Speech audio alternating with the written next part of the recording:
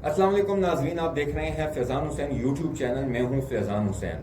आज का जो हमारा टॉपिक है वो खैबर पख्तूनख्वा में मौजूदा दहशतगर्दी, इसकी क्या वजूहात हैं और दहशतगर्दों ने किस तरीके से पेशावर की BRT का इस्तेमाल किया अपने दहशतगर्दी के मकासद के लिए। हमारे साथ सीनियर तजिया निकार और सीनियर सहाफ़ी जो कि क्राइम पे, मिलिटेंसी पे काफ़ी उनका अबूर हासिल है, उनसे इस हवाले से बात करेंगे कि वो इस हवाले से क्या कहते हैं। अस्सलाम वालेकुम बुखारी साहब। शुक्र अल्लाह का करम। अच्छा बुखारी साहब, एक स्टोरी हमने देखी है, नज़र के सामने से गुजरी है और आपने भी उस स्टोरी पे बड़ा काम किया है, हमें मालूम है, और आपकी इन्वेस्टिगेशन हम देखते रहते हैं। तो ये क्या हुआ है, किस तरीके से एक दहशतगर्द ने BRT को इस्तेमाल किया है और BRT के वाईफाई को उसने इस्तेमाल किया है, ज़रा डिटेल हमारे नाजरीन को बता दीजिए। देखिए फैजान साहब, जिस तरह जिद्दत आ रही है, कुछ अर्सा कबल, तकरीबन हम एक दहाई कबल की बात करें या उससे कुछ 15 साल कबल की बात करें, तो पुलिस के पास एक पुराना किस्म का 33 की बंदूक हुआ करती थी, जो छुरी चाकू खंजर से वारदातें हुआ करती थी, लोगों को डरा धमका कर लूटा जाता था। आहिस्ता आहिस्ता जिस तरह पुलिस में जिद्दत आई, कानून नाफिज करने वाले इदारे जिद्दत पसंद, इस तरह ये जो टेररिस्ट हैं, शिदत पसंद तंजीमें हैं, उनमें भी जिद्दत पसंदी जो आलात का इस्तेमाल है वो बढ़ता गया है। आजकल के जदीद दौर में किसी भी मुजरिम की शनाख्त के लिए सबसे बड़ी जो चीज़ है, सबसे बड़ी उसकी शनाख्त ये डिवाइस है, मोबाइल फ़ोन। तो हम जो देख रहे थे कबल अजीम 5-7 साल कबल के मुजरिम का सुराग लगा लिया गया, मोबाइल फ़ोन के ज़रिए लगा लिया गया, सिम के ज़रिए लगा लिया गया, तो उनको भी इल्म हो रहा था कि हम इस तरीके से पकड़े जाएंगे। तो आहिस्ता आहिस्ता उन्होंने मोबाइल फ़ोन का इस्तेमाल भी छोड़ दिया। साथ साथ उन्होंने फिर दूसरा स्टेप आया, हम कह सकते हैं कुछ, हम ये कहेंगे कि कानून नाफिज करने वाले इदारों ने अपनी टेक्निक्स बता दी, कुछ सहाफ़ियों की वो था कि उन्होंने अपनी रिपोर्ट्स में इन चीज़ों का जिक्र कर दिया। दूसरा जो मुजरिमों या मुलजिमान की शनाख्त या उनके पकड़े जाने की एक वजह बनी वाईफाई या इंटरनेट का इस्तेमाल, क्योंकि IP एड्रेस का मालूम कर लिया जाता था, उसको पकड़ लिया जाता था। दूसरा स्टेप आ गया, उसको भी उन्होंने तर्क कर दिया कि यार ये तो मोबाइल फ़ोन है या सिम का इस्तेमाल है या अपने जो सिम के ज़रिए इंटरनेट का इस्तेमाल है या अपने घर के इंटरनेट का इस्तेमाल है, ये उन तक पहुंचने का एक तरीका आ जाता है। जो जिस केस का आप हवाला दे रहे हैं, ये केस बिल्कुल एक इस तरह था जैसे भूसे के ढेर में से सुई तलाश करना। एक बाद दीगर वारदातें हो रही थी, कभी ईसाई को टारगेट किया जा रहा है, कभी सिख को टारगेट किया जा रहा है, कभी दीनी स्कॉलर्स को टारगेट किया जा रहा था। तो जब ये चीज़ें चल रही थी तो कानून नाफिज करने वाले इदारे भी मुसलसल चौकन्ना थे, लेकिन कोई सिरा हाथ उनके नहीं लग रहा था। तो वो हम ये कह सकते हैं कि चौकन्ना तो थे, उनको इल्म नहीं हो पा रहा था कि नामालूम मुजरिम या मुलजिम कौन है जो ये वारदातों में मुलविस है, क्योंकि ये पता तो लग चुका था कि इन तमाम वारदातों में जो वेपन यूज़ हो रहा है वो एक ही वेपन है। जो होल जमा हो चुके थे उनसे ये इल्म हो गया था कि जो वारदातें हुई हैं, मुख्तलिफ लोगों को, मुख्तलिफ मकातब की शिकार के लोगों को कत्ल किया गया है। कुछ पुलिस वालों पर भी अटैक के वाक़यात हुए थे जिनमें वो जख्मी हुए थे। वो जो होल मिले थे उनसे पता चल गया था कि एक ही ग्रुप है, एक ही शख्स या एक ही ग्रुप या 2 बंदे या 3 बंदे हैं, ये पता नहीं चल रहा था कि कौन है। लाखों की आबादी है पेशावर की, उसमें सैकड़ों की तादाद में पुलिस वाले हैं, तो वो और चीज़ें भी चल रही थी, कभी पोलियो की ड्यूटी, कभी कुछ और, कभी मुजाहरा, कभी लोड शेडिंग के खिलाफ मुजाहरा, कभी कुछ। एक केस तो था नहीं। आपकी बातों से लगा कि दहशतगर्द भी जो है वो अब होशियार हो गए हैं, हद से ज्यादा। और ये किस तरीके से वो BRT का इस्तेमाल हुआ है, ये वो उसी तरफ मैं आ रहा हूँ। तो मैंने तमहीद इसलिए बांधी कि थोड़ा सा केस वाक़ हो जाए। तो ये जिस दिन ये वाक़या हुआ है तो पुलिस ने एक नॉर्मल नाका लगाया हुआ है। पुलिस को इत्तला मिली, एक जगह वारदात हुई, एक लड़के से मोबाइल छीना गया काले कपड़े में मलबूस एक शख्स ने। साथ ही दूसरी इत्तला पास हुई कि एक और शख्स को फायरिंग का निशाना बनाया गया है। तो गुमान ये ज़ाहिर हो रहा था कि दोनों वाक़यात किसी राज़न ने किए, क्योंकि मोबाइल छीना गया था।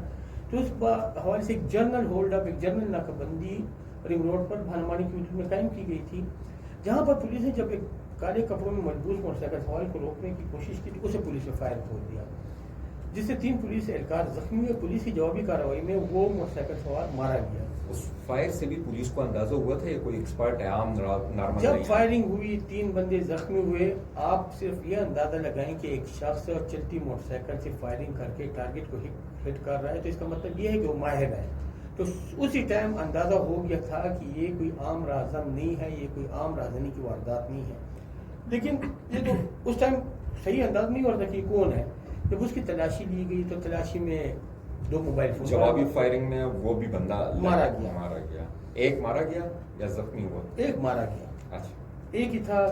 جو قانون نافذ کرنے والے اداروں کا کہنا ہے کہ ایک ہی موٹر سائیکل سوار تھا, اسی نے فائرنگ کی, اسی کے پولیس کی جواب فائرنگ سے وہ مارا گیا. ایک ہی شخص تھا. جب تلاشی لی تو ویپن برآمد ہوا, 7 اور 2 موبائل فون برآمد ہوئے, 7 ایک افغان نیشنل کارڈ برآمد ہوا, 7 ایک یو کارڈ برآمد ہوا جو عام 100 200 300 روپے کا بن رہا ہے. U card B R T کے لیے سفر کے لیے. موبائل ملنے کے بعد تو یہ امید ان کو پیدا ہو گئی کہ یار اس سے تو ہم پتہ لگا لیں گے. موبائل میں دیکھا تو اس میں سمس نہیں تھی. پھر وہ چیز ادھر ٹھپ ہو گئی. موبائل بند ہے, کوڈ لگا ہوا ہے.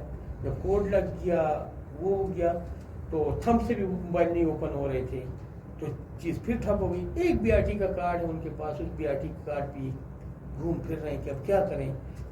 اگر آپ نے دیکھا ہو بی آر ٹی کارڈ پہ کوئی نیم کوئی ایڈریس نہیں لکھا ہوتا.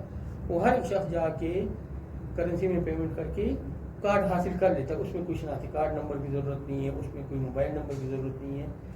بچہ بھی لے لیتا ہے, بڑا بھی لے. خیر جب یہ یہاں پہ یہ ٹھپ ہو کے رہ گئے تو اس دوران ٹیم تشکیل دی گئی کہ آپ کے پاس صرف اور صرف یہ ایک کارڈ ہے, زو کارڈ, اس کے ذریعے آپ آگے چلو. تو میں ایک طرح سے کہوں گا کہ ہزاروں گھنٹے کی فوٹیجز اگر آپ نے کبھی تجربہ کیا ہو تو یہ سی سی ٹی وی فوٹیج دیکھنا انتہائی بور کام ہے. یعنی 1 گھنٹے کی فوٹیج اگر آپ دیکھ رہے ہیں تو آپ کو تفصیلاً دیکھنے کے لیے 1 گھنٹہ چاہیے. تو ہزاروں گھنٹوں کی فوٹیج دیکھنے کے لیے آپ کو ہزاروں گھنٹے چاہیے. سینکڑوں کیمروں کی فوٹیجز, کوئی انتہائی ٹف قسم کا وہ تھا. تو وہ جب دیکھیے وہ کہتے ہیں محنت ہو, یقین ہو, ایک چیز تک پہنچنے کی جستجو ہو, تو اس دوران ان کو ایک جگہ سے سرا ہاتھ لگ گیا, یعنی یہ شخص آ رہا ہے. تو پھر جو وارداتیں ہوئی تھی ان میں سے کچھ عینی شاہدین نے ٹارگٹ کلر کو دیکھا تھا. یہاں سے پولیس کو ایک دہشت گردی ہم اسے کہیں گے, اس کا چہرہ جو ہے وہ پولیس کو صرف مل گیا. چہرہ تو ادھر جب وہ مارا گیا اس ٹائم مل گیا, اور پھر اس سے سی سی ٹی وی چہرے سے سی سی ٹی وی فوٹیج تک یہ پہنچے ہیں. لیکن اس کے بعد بھی یہ کنفرم نہیں تھے کہ آیا, کیونکہ مردہ شخص اور زندہ شخص کے چہرے اس میں فرق ہوتا ہے. تو پھر پولیس نے جو عینی شاہدین, ان کو کئی وارداتوں میں عینی شاہدین تھے جنہوں نے اس ٹارگٹ کلر کو دیکھا تھا, تو وہ انہوں نے اس کو بلوایا, عینی شاہدین کے سامنے فوٹیج چلائی. جو ہماری additional I G C T سے بات ہوئی تو ان کا یہ کہنا تھا کہ ہم نے یہ نہیں کہا کہ فوٹیج میں یہ شخص ہے, لیکن ہم نے فوٹیج چلائی کہ یہ فوٹیج آپ دیکھو. اس فوٹیج میں آپ کو جس شخص نے آپ کے رشتے دار کو, عزیز کو ٹارگٹ کیا وہ آ رہا ہے کہ نہیں. تو 2-3 جو عینی شاہدین تھے انہوں نے اس کی شناخت کر دی, ہاں یہی شخص ہے جو کہ اس فوٹیج میں سامنے سے آ رہا ہے. پھر سرے سے سرا نکلتے نکلتے وہاں پہ ان کو یہ پتہ چلا کہ جو ایک موبائل فون بریک ہو گیا, وہ کھل گیا. اس سے ان کو جو پتہ لگا کہ اس پہ جو وائی فائی یوز ہو رہا تھا وہ بھی اسی بی آر ٹی کا وائی فائی تھا. نیٹ ورک جو تھا اس پہ یوز ہوا ہے, آئی پی ایڈریس وغیرہ, وہ wifi B R T کا. Wifi B R T کا وائی فائی فری ہے, آپ کنیکٹ کر سکتے ہیں وداؤٹ کوڈ ہے. جو بھی چڑھتا ہے بی آر ٹی بس میں وہ کنیکٹ ہو جاتا ہے. اچھا, دہشت گرد جو ہے اپنا آئی پی ایڈریس بھی نہیں یوز کرتے تھے, وہ بی آر ٹی کا یوز کرتے تھے تاکہ ٹریس نہ ہو. تو یہ جو ہزاروں گھنٹوں کی فوٹیجز تک ان کی جو دیکھنا ہوا یہ چیز, وہ ان کو آسانی وہاں پہ پیدا ہوئی جب انہوں نے ایک موبائل فون کو بریک کیا, وہاں سے آئی پی ایڈریس ملا, ان کو ٹائمنگ کی ڈیوریشن کا علم ہوا. اس کے بعد ان کو جگہ علم ہوئی. تو یہ ٹیکنالوجی کے استعمال, انسانی ریسورسز کے استعمال, ٹیکنالوجی کے استعمال کے بعد, ہیومن انٹیلیجنس کے استعمال کے بعد یہ اس کی شناخت کرنے میں کامیاب ہوئے کہ یہی شخص ہے. اس کے بعد پھر چیز ٹھپ ہو کے رہ گئی کہ ابھی مزید کیا آگے ہوگا. تو اس جو موبائل جو بریک ہوا ایک موبائل, اس میں ایک ان کو ایک کال کا سراغ ملا, کوئی 6 مہینے 8 مہینے 10 سال پہلے کی اس طرح کی کوئی کال ہوئی تھی. اچھا ناظرین, یہ میں آپ کو بتاتا چلوں, پوری سٹوری بخاری صاحب بہت مزے سے سنا رہے ہیں. یہ بہت بڑا گروپ ہے اور یہ کون سا گروپ پکڑا گیا تھا وہ بھی آگے ہم آپ کو بتائیں گے. تو جب یہ پہنچے ہیں وہاں پہ, اس ایک کال کے سراغ کے پیچھے گئے تو ان کو پھر ایک امید پیدا ہو گئی کہ یار ہم کو یہاں سے پہنچ گئے, ہم نے تو یہ چیز پیدا کر لی, ہمیں گینگ مل چکا ہے. ساتھ ساتھ خیر ناظرین کی دلچسپی کے لیے ہم یہ کہہ سکتے ہیں کہ ہم تھوڑا سا تعارف کروا دیں تاکہ یہ ٹوسٹ جو ہے سسپینس کا عنصر بھی ختم ہو جائے. یہ ہم بات کر رہے ہیں آئی ایس کے پی کے رواں سال کے ایک انتہائی اہم کتیبہ یہ گروپ کو کہتے ہیں, اس کو سبوتاج کرنے کا ذکر کر رہے ہیں. انتہائی خفیہ تنظیم ہے, نہ کارکن کو پتہ چلتا ہے, نہ ہینڈلرز کا پتہ چلتا ہے, نہ فیسیلیٹیٹرز کا پتہ چلتا ہے. خفیہ تنظیم ہے, ابھی تک اس کی خد و خال واضح نہیں ہے. اچھا, جن کو آئی ایس کے پی کے بارے میں نہیں پتا ان کو بتاتا چلیں کہ یہ آئی ایس داعش بھی جسے کہا جاتا ہے, یہ اس تنظیم کی بات ہو رہی ہے. تو جب یہ انہوں نے وہ کیا, جب موبائل نمبر کو سراغ ملے, ان کا ایک گروپ تک ہم پہنچ گئے. جب یہ اس موبائل نمبر پہ پہنچے, وہ ایک گھر میں ہے. جب اس گھر پہ انہوں نے ریڈ کیا کہ یہ تو ہمیں مکمل گروپ مل گیا ہے, وہ موبائل ڈھونڈو نہیں ملا. وہ ایک بچی کے بیگ میں سے خفیہ طریقے سے اسے چھپا کے رکھو ہوئے ملا. کم سے بچی تھی, نہ والدین کو پتہ, نہ گھر والوں کو علم کہ بچی کا موبائل کہاں سے آیا. خیر تھوڑا سا جو بھی والدین کے ذریعے بچی کو انہوں نے وہ کرا کے, تو بچی نے بتایا کہ اسے ایک دوست نے گفٹ کیا ہے. ڈیٹیل میں نہیں جانا چاہتے اس میں. جب اس دوست کا پتہ چلا, وہ دوست پشاور کا ہے, چھاپا کسی اور شہر میں مارا گیا تھا. جب دوست کے پیچھے پہنچے تو وہ ایک پشاور والے معذور بن گئے. پھر چیز ٹھپ ہو کے رہ گئی کہ یار یہ اب مطلب معذور شخص تو یہ. خیر اس کو جب پولیس نے انٹروگیٹ کیا کہ بھئی یہ کیا قصہ ہے, تو اس سے تو یہ ایڈمٹ کیا کہ میں نے دیا ہے موبائل, لیکن یہ موبائل کہتے ہیں میں نے خریدا ہے ایک بندے سے. اسی طرح کے پھر چیز وہاں پہ ٹھپ ہو گئی. لیکن میں نے اب کہا نا کہ یقین ہو, میں نے تو اللہ کی مدد شامل ہو, تو ہم یہ کہیں گے. تو وہاں پہ ایک غلطی ہوشیار سے ہوشیار شخص کر بیٹھتا ہے, مجرم کر بیٹھتا ہے. تو اس شخص نے اپنا موبائل بیچا ہے, اسی دکان سے دوسرا موبائل اسے خریدا تھا. تو دوسرے موبائل کا سراغ ان کو مل گیا, تو اس کے ذریعے یہ دوسرے شخص تک پہنچے. دوسرے شخص کو گرفتار کیا, اس کو لے کے آئے. انٹروگیشن میں وہ بریک نہ ہو, مسلسل محنت کرتے رہے. وہ جب بریک ہوا ہے تو پتہ چلا کہ انہوں نے جو بندہ مارا گیا ہے وہ اس گرفتار ہونے والے شخص کا داماد ہے. اور اس شخص کا جو گرفتار ہوا ہے, اس کا ایک بیٹا بھی ڈرون میں مارا جا چکا ہے افغانستان میں. یہ خود بھی کہتے ہیں افغانی ہے, اس نے ایک قبائلی ضلع کا شناختی کارڈ حاصل کیا ہوا ہے. اس کی جو باجوڑ کا, اس کی جو فیملی ہے وہ افغانستان میں ہے. وہاں سے پھر چیزیں کھلتی چلی گئیں, اور ایک بہت بڑا گینگ کا یا ایک خفیہ تنظیم کا پتہ لگ گیا کہ یار اس کا یہ کتیبہ کتنے افراد پہ مشتمل تھا. ان میں سے کئی ایسے ملزمان شامل ہیں بقول جو گرفتار شخص کے انکشافات کے مطابق, جو کہ جب اٹیک ہوا تھا افغانستان میں جیل پر, جو حکومت تبدیل ہوئی وغیرہ, تو اس میں کئی لوگوں کو انہوں نے چھوڑ دیا. تو ان میں سے کئی لوگ اس تنظیم کے تھے. تو وہ ساری کی ساری چیزیں اوپن ہوتی گئیں, اور گرفتاریوں کے امکان ظاہر کیے جا رہے ہیں. لیکن جب آپ کو پتہ, جب ایک شخص پکڑا جاتا ہے تو گینگ کے دوسرے لوگ غائب. اچھا, یہ جو آپ نے کہا داماد تھا, اس کا نام جو ہے امان اللہ تھا. نہیں, ظفر عرف خالد. خالد عرف ظفر, ظفر عرف خالد. ظفر جو ہے یہ بورڈ بازار میں اس کی دکان تھی. نہیں, اس کی بورڈ بازار میں دکان نہیں تھی.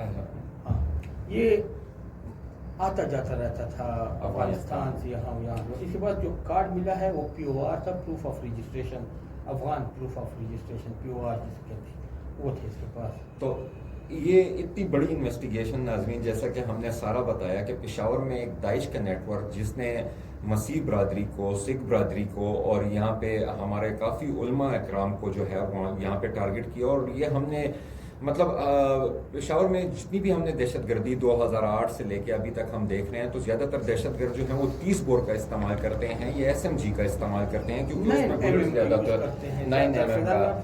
تو اس میں 30 بور سوری وہ زیادہ 30 بور کا اس میں جو ہے وہ 30 بور استعمال ہوئے. اس وجہ سے ہمارا شک بھی نہیں جا رہا تھا کہ یہ کوئی اتنی بڑی تنظیم ہوگی. تو 30 بور جو ہے وہ عام طور پہ پشاور میں عام لوگ اپنے سیکورٹی کے لیے یا اپنی حفاظت کے لیے اپنے پاس رکھتے ہیں. تو اس میں جو ہے وہ 30 بور کا استعمال ہوا, تو اس وجہ سے شک بھی نہیں جا رہا تھا. پھر فورینزک ہوئی اصلی کی, یا وہ جو اس کے خول ملے تھے بلٹس کے, اس کی فورینزک ہوئی. اس سے پہلے پتہ چلا کہ یہ ایک ہی گروپ ہے. پھر آہستہ آہستہ اصل میں داعش کے جو ISKP ہے, ان کے یہ جو طریقہ کار ہوتا ہے یہ بھی تھوڑا سا بخاری صاحب چینج ہوتا ہے. TTP کی اگر ہم بات کریں تو وہ ایک جھنڈ کی شکل میں جو ہے وہ پھرتے ہیں یا ان کے لوگ زیادہ ہوتے ہیں, انہوں نے ایک جگہ پہ ٹریننگ لی ہوتی ہے, ایک دوسرے کو پہچانتے ہیں. TTP کو ہم اس طرح کہہ سکتے ہیں کہ وہ ایک ظاہر معلوم لوگ ہیں, ان کا پتہ ہوتا ہے کہ یار فلاں شخص TTP سے بلانگ کرتا ہے, فلاں فیملی کا ہے, فیملی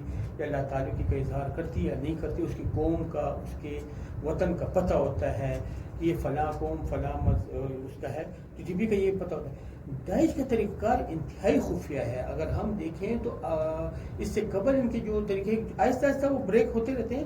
مطلب آپ فیس بک میسنجر پہ میسج لکھ رہے, اپنے میسنجر پہ آپ نے میسج لکھ لیا, آپ سائن آؤٹ ہو گئے, وہ میسنجر میں اوپن کرتا ہوں, آپ کے پاسورڈ میرے پاس بھی, وہ میسج میں پڑھ کے ڈیلیٹ کرتا ہوں یا چھوڑ دوں. اس ٹائپ کی چیزیں وہ بھی آہستہ آہستہ انتہائی خفیہ. ادھر جو ابھی تک کی انفارمیشن جو کلیکٹ کی تھی اس میں یہ بتایا جا رہا تھا کہ ایک رکن کو دوسرے رکن کے بارے میں علم نہیں ہوتا.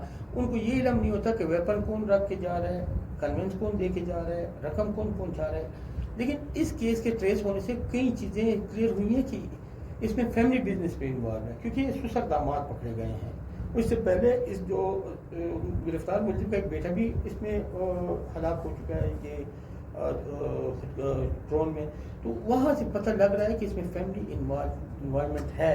ہو سکتا ہے مکمل نہ ہو, لیکن ایک دو کیسز جو ہوئے اس سے قبل جو کتیبہ ٹریس ہوا تھا 2016 غالباً 2016 میں فرسٹ کتیبہ جو ٹریس ہوا تھا. کتیبہ داعش کے الفاظ میں گروپ کہتے ہیں. یہ 10 سے 12 افراد, 6 سے 7, 7 سے 10, 10 سے 12 افراد مشتمل ایک گروپ تھا. اس گروپ کو دوسرے گروپ کا علم نہیں ہوتا, یہ بتایا جاتا ہے. تو یہ ایک گروپ جو ہوتا ہے وہ ٹریس ہوتا ہے, ان کے ساتھ بھی فیملیز تھی. پشاور میں بہت بڑا آپریشن ہوا تھا اگر آپ کو یاد ہو. یہ دوسرا گروپ جو ٹریس ہوا اس میں بھی یہ لگ رہا ہے کہ اس میں فیملیز موجود ہیں. تو یہ قانون نافذ کرنے والے ادارے اب اس چیز پر بھی کام کر رہے ہیں. اس کی خد و خال جاننے میں انٹرنیشنل تنظیم میں انٹرنیشنل سطح پر اس کو ٹیررسٹ آرگنائزیشن قرار دیا گیا ہے.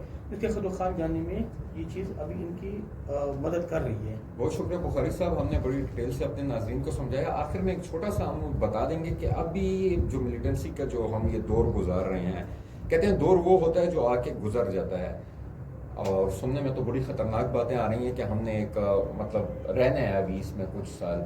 تو اس حوالے سے کچھ بتا دیجئے کہ کس طریقے سے ہم مطلب پہلے تو صرف TTP سے ہی ہم مقابلہ کر رہے تھے, ابھی بیچ میں ISKP آ گئی ہے اور یہ بہت خطرناک تنظیم ہے, اور سنا ہے کہ ایران کے راستے اور لوگ بھی داخل ہو رہے ہیں. تو اس کا چھوٹا سا اینڈنگ ہمیں دے دیجیے. دیکھیں فیضان, بات یہ ہے کہ ہر ایک خطے کی اپنی مجبوریاں ہوتی ہیں. ہم جس خطے خیبر پختونخوا کے رہائشی ہیں, یہاں کے باشندے ہیں, یہاں پر ہماری پیدائش ہوئی ہے, ہمارے آبا و اجداد یہاں پہ دفن ہیں, اس خطے کی بدقسمتی یا خوش قسمتی یہ ہے کہ یہ سرحدی علاقہ ہے. سرحدی علاقوں میں یہ چیزیں چلتی رہتی ہیں, آپ کو ان چیزوں کا سامنا کرنا پڑتا ہے. تو کر رہے ہیں, لیکن امید افزا حوصلہ افزا بات یہ ہے کہ اگر آپ دیکھیں تو جس مٹی سے یہ بنے ہیں اس مٹی سے ہم بھی بنے ہیں. ٹریس بھی ہو رہے ہیں, پکڑے بھی جا رہے ہیں. ایک مجبوری, دیکھیں ہمارے پاس آپشن نہیں ہے کہ ہم یہاں سے نکل کے کسی اور جگہ جائیں گے. اپنا گھر بار, چلو گھر بار ہم چھوڑ دیتے ہیں, اپنی آل اولاد کو اٹھا لیتے ہیں, ہماری فیملیز کے اور ممبرس یہاں رک جائیں گے نا, بھائی ہیں, بہنیں ہیں, اس کے علاوہ ہمارے والدین کی ہڈیاں یہاں ہیں, ہم چھوڑ کے تو نہیں جا سکتے. تو ہمارے پاس تو ایک ہی راستہ ہے, جنگ کرو یا مرو. ہم جنگ نہیں کر رہے, ہمارا عوام جنگ نہیں کر رہی, عوام ایندھن بن رہی ہے, مجبوری ہے بس. کاروبار خراب, زندگی نہیں ہے. بچے دیکھیں, آپ یہ دیکھیں بچوں کے ذہنوں پہ کیا اثر پڑ رہا ہے. آپ کے بچوں کو علم ہے کہ بم دھماکہ کیا ہے, گن فائر کیا ہے, پسٹل کسے کہتے ہیں. یہ انتہائی خطرناک بات ہے. آپ کے 5 سالہ بچے کو پاپا یہ پسٹل ہے, پاپا یہ گن ہے, پاپا دھماکہ ہوا ہے. میں جرنلسٹ ہوں, میں دھماکے کوریج کے لیے جاتا ہوں, میری مطلب ٹی وی پہ آ جاتا ہوں.